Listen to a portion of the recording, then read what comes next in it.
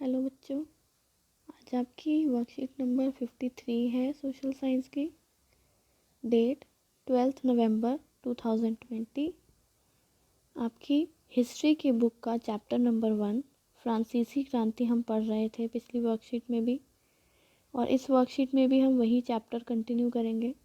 ठीक है, पिछली वर्कशीट में हमने पढ़ा कि किस तरह फ्रांसीसी क्रांति के बाद जो कुछ विचार सामने आए और जो सोचा गया था कि लोकतंत्र की स्थापना होगी वो एकदम से नहीं हो पाई। ठीक है, एक टाइम ऐसा आया जब आतंक का राज था रॉबर्सफेयर के टाइम पर। ठीक है, उन्होंने फिर से जिस चीज़ से पीछा छुड़ाने के लिए या जिस चीज़ से अलग होने के लिए फ्रांसीसी क्रांति हुई थी कि वहाँ पर एक डिक्टेटरशिप थी, उस चीज़ को दोबारा से रॉबर्सफेयर ने इम्प्लीमेंट कर दिया। ठीक है, जिस वजह से वहाँ पर लोगों में बहुत ज़्यादा असंतोष पैदा हुआ और उन्होंने रॉबर्सफेयर को अंत में गिरफ्तार करके उसको फांसी पर लटका दिया। ठीक है, तो आज हम आगे का पढ़ते हैं इसमें कि जो इन्होंने एक वो बनाई थी नेशनल कन्वेंशन, उसके बारे में और नेपोलियन के बारे में पढ़ते हैं आज हम। तो आज की जो आपकी वर्कशीट है ये वर्कशीट नंबर 53 है। इतिहास पार्ट 1 फ्रांसीसी क्रांति, दिनांक 12 नवंबर 2020, जिसमें आप सबसे पहले अपना नाम लिखेंगे और उसके बाद अपने शिक्षक का नाम लिखेंगे। और आज की जो वर्कशीट है आपकी उसका जो टॉपिक है वो है फ्रांसीसी क्रांति पार्ट 5। आज हम जो शुरू करेंगे वो है 1794 से लेके 99 तक का समय, जिसको उदार गणतंत्र के नाम से जाना जाता है। तो सबसे पहले नेशनल कन्वेंशन ने एक संविधान का निर्माण करके कार्यपालिका का उत्तरदायित्व 5 सदस्यीय निदेशक मंडल या डायरेक्टरी को सौंप दिया। ठीक है, तो लास्ट में जब हमने पढ़ा था कि रॉबर्सफेयर के फांसी लगा देने के बाद वहाँ पर नेशनल कन्वेंशन शुरू किया, फॉर्म हुई। ठीक है, और उन्होंने सबसे पहला काम क्या किया कि उन्होंने एक संविधान बनाया और जो कार्यपालिका थी उसका उत्तरदायित्व एक 5 सदस्यीय मंडल को दे दिया, जिसको डायरेक्टरी भी कहा जाता है।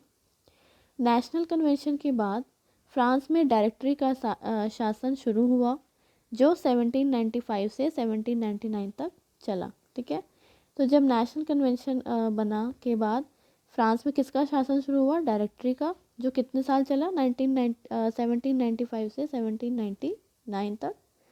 डायरेक्टरी का यह शासन अव्यवस्थित और कठिनाइयों से भरा रहा। संचालक मंडल को सशस्त्र सेनाओं के नियंत्रण एवं सेनाध्यक्षों की नियुक्ति, फ्रांस की ओर से संधि करने या युद्ध करने के अधिकार प्राप्त थे। ठीक है, जो संचालक मंडल था उसको कौन कौन से अधिकार प्राप्त थे? सबसे पहले उसको जितनी भी सेनाएं थी, सशस्त्र सेना मतलब सेना जिसके पास शस्त्र होते हैं, तो उनका नियंत्रण और सेनाध्यक्षों की नियुक्ति का अधिकार उन्हें प्राप्त था। ठीक है, एक तो वो सेनाओं पर नियंत्रण रखते थे और जो सेना का अध्यक्ष होगा उसकी नियुक्ति करते थे। ठीक है, तो उनको और क्या अधिकार प्राप्त है कि अगर फ्रांस की तरफ से उन्हें किसी और कंट्री के साथ कोई संधि करनी है या किसी कंट्री के साथ युद्ध करना है, तो ये सब डिसाइड करने का अधिकार भी इस संचालक मंडल के पास था। संचालक मंडल के सामने सबसे प्रमुख समस्याएं थी युद्ध की समस्या, डायरेक्टरी के जो सदस्य थे वो अनुभवहीन थे, अयोग्य तथा भ्रष्ट थे। तो संचालक मंडल में जो समस्याएं थी वो क्या थी? सबसे पहले थी युद्ध की समस्या, कि आपको याद होगा हमने पिछली वर्कशीट में ही पढ़ा था कि फ्रांसीसी क्रांति के जो विचार थे वो बाकी कंट्रीज़ में फैल रहे थे यूरोप की, और वो लोग इस चीज़ से भयभीत हो रहे थे कि कहीं उनका शासन भी पलट ना जाए, लोग बगावत ना कर दें। तो लोगों ने फ्रांस से युद्ध करने की कोशिश की। तो जो ये नया मंडल बना था इसका जो सबसे पहली समस्या थी वो थी युद्ध की समस्या। फिर डायरेक्टरी में जो सदस्य बने थे वे सभी क्या थे? अनुभवहीन थे, उन्हें कोई अनुभव नहीं था, अयोग्य थे और भ्रष्ट थे। डायरेक्टरी के शासन काल में तरह तरह की गड़बड़ियाँ फैली, बेकारी बढ़ी, बेकारी मतलब बेरोजगारी बढ़ी, व्यापार ठप पड़ गया तथा विदेश नीति भी कमज़ोर रही। ऐसी स्थिति में फ्रांस की जनता एक ऐसे नेतृत्व की आवश्यकता महसूस कर रही थी जो देश के अंदर और बाहर शांति स्थापित कर सके तथा विदेशी शक्तियों को परास्त कर सके। ठीक है, तो यहाँ पे हम आप देख सकते हैं कि फ्रांसीसी क्रांति के बाद भी फ्रांस में स्टेबिलिटी नहीं आई। पहले वहाँ पे आतंक का युग रहा, उसके बाद यहाँ पे नेशनल कन्वेंशन के बाद डायरेक्टरी आ जाती है। लेकिन डायरेक्टरी के बाद ऊपर सामने भी बहुत सी समस्याएं हैं, क्योंकि जो उनके सदस्य हैं वो अनुभवहीन हैं। ठीक है, तो फ्रांस में जो गड़बड़ियाँ हो रही थी, जैसे कि वहाँ पर बेकारी हो रही थी, व्यापार नहीं हो रहे थे, विदेश नीति कमज़ोर थी, तो ये सब चीज़ों की वजह से फ्रांस की जो जनता थी वो असहाय सा महसूस कर रही थी। और उन्हें ये लग रहा था कि इस देश को एक ऐसे शासक की ज़रूरत है जो देश के अंदर भी और देश के बाहर भी शांति स्थापित कर सके, और जो विदेशी शक्तियाँ जो उन पर बार बार युद्ध कर रही हैं उन पर परास्त कर सके। इस काल में नेपोलियन प्रथम ने सैन्य विजयों द्वारा फ्रांस के सम्मान को स्थापित किया और अंततः डायरेक्टरी के शासन का अंत कर सत्ता का नियंत्रण स्थापित किया। ठीक है, तो यहीं पर किसकी शुरुआत होती है? नेपोलियन की। उन्होंने क्या किया, बहुत सारी सैन्य युद्ध लड़े और उन्होंने विजय हासिल करी फ्रांस के लिए, जिससे फ्रांस को सम्मान प्राप्त हुआ। और उन्होंने डायरेक्टरी के शासन को अंत करके क्या किया, सत्ता को, नियंत्रण को स्थापित किया। उसके बाद जो नेक्स्ट है हमारा, अभी तक हमने 1795 से 1799 तक पढ़ा। आगे है 1799 से 1814 तक पुनः राजतंत्र की ओर। ठीक है, तो पहले राजतंत्र को समाप्त किया जाता है फ्रांस में, फिर उसके बाद आतंक का युग शुरू होता है। ठीक है, फिर एक डायरेक्टरी बनती है। अब दोबारा से किसकी तरफ जा रहा है फ्रांस? राजतंत्र की ओर।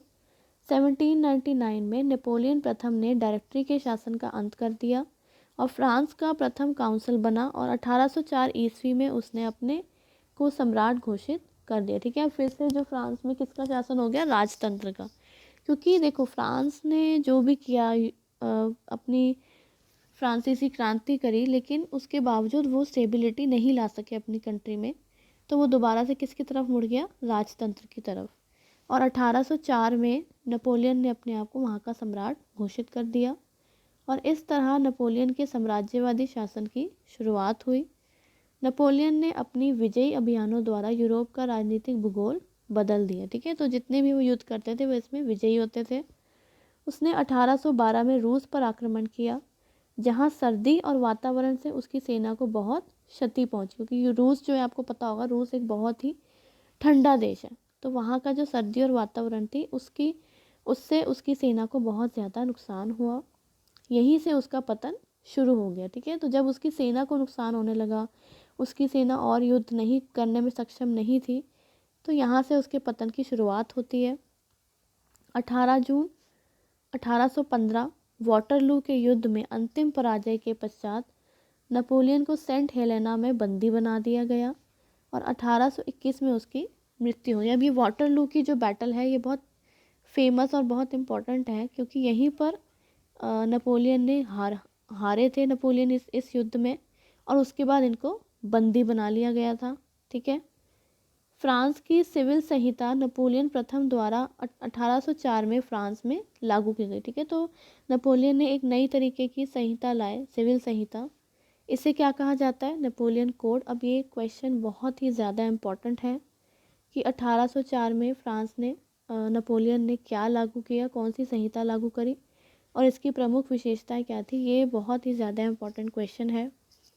इस संहिता को बनाने में पुरातन एवं नवीन कानूनों का समन्वय किया गया था। इस संहिता द्वारा जन्म के आधार पर दिए गए विशेषाधिकार को बंद कर दिया गया। तो पहले जो अधिकार दिया जाता था, विशेष अधिकार जन्म के आधार पर, उस अधिकार को इस संहिता ने बंद कर दिया। यानी कि अब किसके आधार पर मिलेगा? अब योग्यता के आधार पर मिलेगा। दूसरा, इसके तहत धर्म की स्वतंत्रता प्रदान की गई। ठीक है, यानी कि कोई भी व्यक्ति किसी भी टाइप का, कोई भी धर्म मानने के लिए पूरी तरह स्वतंत्र है।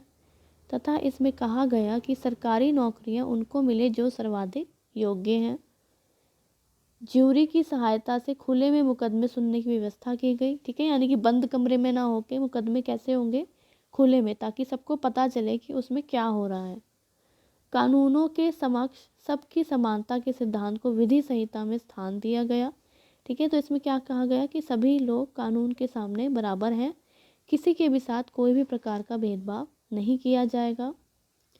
व्यक्तिगत संपत्ति के सिद्धांत को मान्यता दी गई और भूमि पर स्वामी के अधिकार को इतना ठोस बनाया गया जितना वह पहले कभी नहीं था, इसलिए छोटे किसान नेपोलियन के समर्थक बन गए। ठीक है, तो उन्होंने क्या किया कि जो व्यक्तिगत संपत्तियों ने, यानी कि जो हमारी खुद की संपत्ति होती है, उसको मान्यता दी गई, और जो भूमि पर स्वामी का अधिकार होता है उसको काफ़ी मजबूत बनाया गया, जिस वजह से जो किसान वर्ग था वो नेपोलियन के समर्थक बन गए। ठीक है, तो आपके लिए इम्पोर्टेंट इसलिए भी है ये नेपोलियन कोड, क्योंकि इसकी बहुत सारी चीज़ें बहुत सारे देशों के संविधान ने अपनाई हुई हैं। ठीक है, तो आप ये जो सिविल कोड है ये बहुत ज़्यादा इम्पोर्टेंट है। नेपोलियन प्रथम की कानून संहिता उसका स्थायी कार्य सिद्ध हुआ। नेपोलियन ने स्वयं इस कानून संहिता के महत्व को स्वीकार करते हुए कहा था, मेरा वास्तविक गौरव मेरी 40 युद्धों की विजय में नहीं है, मेरी विधि संहिता ही ऐसी है जो कभी ना मिट सकेगी और चिरस्थायी सिद्ध होगी। ठीक है, तो नेपोलियन ने खुद ये बात कही थी कि जो मैंने इतने सारे युद्ध में विजय हासिल करी वो मेरा असली गौरव नहीं है, लेकिन जो मैंने ये एक सिविल संहिता जो लागू करी है वो कभी भी मिटेगी नहीं और वो हमेशा चिरस्थायी सिद्ध होगी, यानी कि हमेशा पूरी तरह से मजबूत साबित होगी। और आज भी बहुत से देशों के संविधान ने इन पॉइंट्स को अपने संविधान में अपनाया हुआ है। ठीक है, तो अब इसके क्वेश्चन आंसर्स देख लेते हैं। क्वेश्चन नंबर 1, डायरेक्टरी के शासन में क्या क्या कठिनाइयाँ थी? तो पहला था युद्ध की समस्या। दूसरा, डायरेक्टरी के जो सदस्य थे वो अनुभवहीन थे। तीसरा, डायरेक्टरी के सदस्य अयोग्य थे और भ्रष्ट थे। बेरोजगारी की समस्या थी, यानी कि बेगारी थी वहाँ पर। उसके बाद जो विदेश नीति थी वो कमज़ोर थी। ठीक है, क्वेश्चन नंबर 2 देख लेते हैं अब। नेपोलियन प्रथम किस प्रकार शासन पर अपना नियंत्रण स्थापित करने में सफल रहा? तो पहला पॉइंट क्या है, नेपोलियन ने डायरेक्टरी शासन का अंत कर दिया। 1799 में नेपोलियन फ्रांस का प्रथम काउंसिल बन गया। थर्ड, 1804 में नेपोलियन ने अपने आप को फ्रांस का सम्राट घोषित कर दिया। फोर्थ, नेपोलियन ने सैन्य अभियानों के द्वारा फ्रांस और स्वयं की स्थिति को मजबूत किया। क्वेश्चन नंबर 3, नेपोलियन संहिता का क्या महत्व है? तो नेपोलियन संहिता ने राष्ट्रवाद के विकास में महत्वपूर्ण भूमिका निभाई। सेकंड, इससे प्रशासन सरल हो गया। थर्ड, यह एक राष्ट्र एक कानून की तरफ एक बड़ा कदम था, यानी कि इसमें क्या था सबसे बड़ी चीज़ कि एक राष्ट्र है तो एक तरह का ही कानून पूरे देश में लागू होना चाहिए। और फोर्थ पॉइंट, नेपोलियन संहिता ने लोकतंत्र के लिए नींव तैयार की। ठीक है, क्वेश्चन नंबर 4 लास्ट क्वेश्चन है, नेपोलियन संहिता में दिए गए किन कानूनों और प्रावधानों को आप भी अपने लिए महत्वपूर्ण मानते हैं और क्यों? तो उत्तर में आप क्या लिख सकते हैं, मैं नेपोलियन संहिता में दिए गए कानूनों में से धार्मिक स्वतंत्रता और कानून के समक्ष समानता को सबसे महत्वपूर्ण मानता हूँ, क्योंकि ये दोनों ही लोकतंत्र तथा समानता के लिए बहुत बड़े कदम हैं। ठीक है, तो ये थी आपकी आज की वर्कशीट। आई होप आप सभी को समझ आ गई होगी और आप आज ही अपने टीचर्स को करके भेज देंगे। धन्यवाद।